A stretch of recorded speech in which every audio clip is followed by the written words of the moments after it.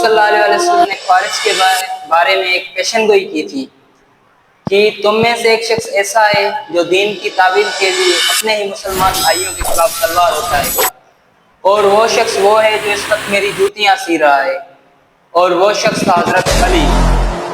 یہ جب صحابہ کرام نے سنا تو فوراً حضرت علی کی طرف دوڑے چلے گئے، پر حضرت علی کا ریئیکشن ایسا تھا جیسے یہ بات انہیں پہلے سے ہی پتا ہو۔ یہ وہ گروپ تھا جو جنگ صفین کے موقع پر حضرت علی کی اون آرمی سے الگ ہو گیا تھا، جب حضرت علی رضی اللہ تعالیٰ عنہ نے امیر معاویہ رضی اللہ تعالیٰ عنہ سے تحکیم کی، ریبیشن، انہوں نے نعرہ لگایا حکم صرف اللہ کا۔ یہ بات درست ہے، مگر حضرت علی نے جواب دیا یہ بات حق کی کرتے ہیں مگر ان کا مقصد باطل ہے، اور یوں ان کا فتنہ سر اٹھانے لگا۔ انہوں نے عام مسلمانوں کو فتویٰ لگانا اور انہیں قتل کرنا، یہاں تک کہ عورتوں اور بچوں، یہاں تک کہ پریگننٹ وومنس کو بھی نہیں چھوڑا، اور حضرت علی نے انہیں بار بار سمجھانے کی کوشش کی مگر ان کا سیم ہی جواب تھا۔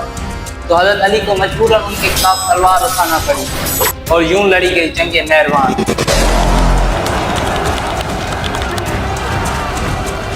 اور یوں حضرت علی نے ہزاروں خوارج کو قتل کیا اور اپنے لشکر کے کچھ چند افراد ہی شہید ہوئے۔ اور یہاں ایک اور انٹرسٹنگ حدیث پوری ہوئی کہ رسول اللہ صلی اللہ علیہ وسلم نے فرمایا تھا کہ تم میں سے ایک گروہ ایسے نکلے گا جیسے تیر شکار سے، اور جو انہیں سب سے پہلے قتل کرے گا وہی حق پر ہوگا۔ تو پھر حضرت علی کو کس نے قتل کیا؟ جی وہ بھی ایک خوارج تھا۔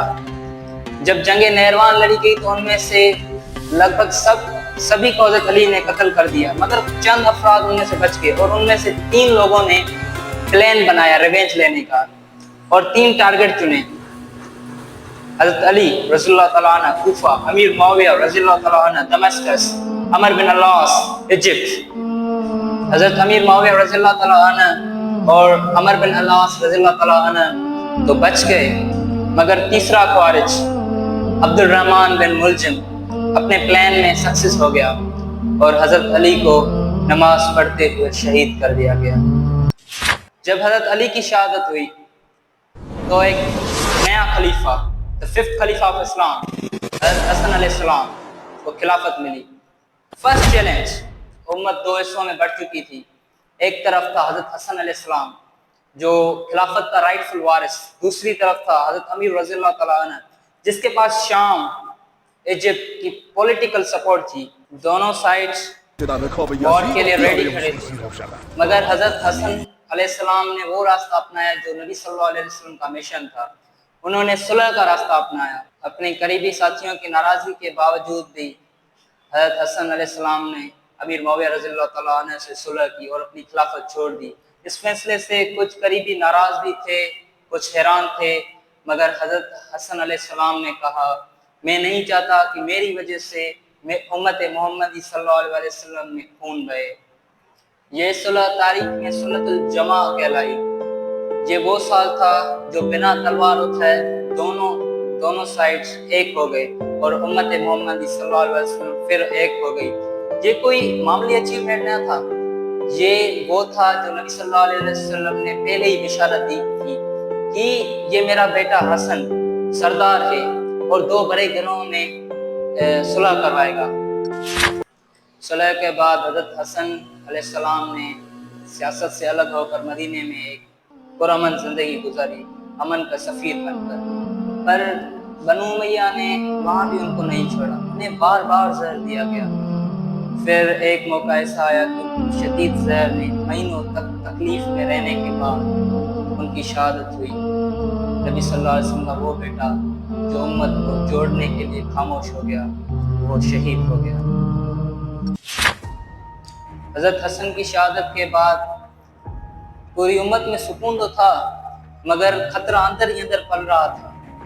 یزید کا پولیٹیکل ہائی جیک۔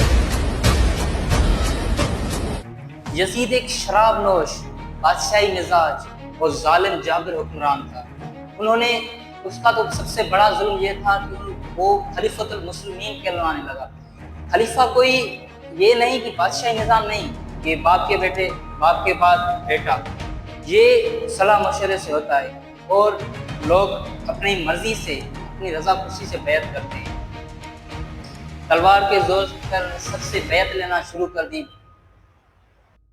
پر حضرت امام حسین علیہ السلام نے انکار کر دیا اور کہا یزید جیسے شخص کی بیعت کرنا نہ میرے لیے ممکن ہے نہ میرے نانا کے دین کے لیے قابل قبول۔ یہ صرف انکار نہیں تھا، یہ اسلام کو مشرک ہونے سے بچانا تھا، اور یزید کے دباؤ کی وجہ سے مدینے کو چھوڑنا پڑا اور مکہ ہجرت کرائے، اور کوفہ والوں نے ہزاروں خطوط بھیجے اور انہوں نے بیعت بھی کی۔ تو حضرت امام حسین مکہ چھوڑ کر کوفہ عراق کا سفر کرنا شروع کر دیا۔ یزید کو یہ پتہ چلا تو اپنا بڑا جرنیل ابن زیاد بھیجا، اور کوفہ والوں نے بھی پلٹا کھا لیا، اور یوں کربلا کے میدان میں امام حسین علیہ السلام کے خیمے کو گھیر لیا گیا اور ان کا پانی بھی بند کر دیا گیا، یہاں تک کہ بچوں کو اور عورتوں کو پینے کا پانی بھی میسر نہیں تھا۔ اور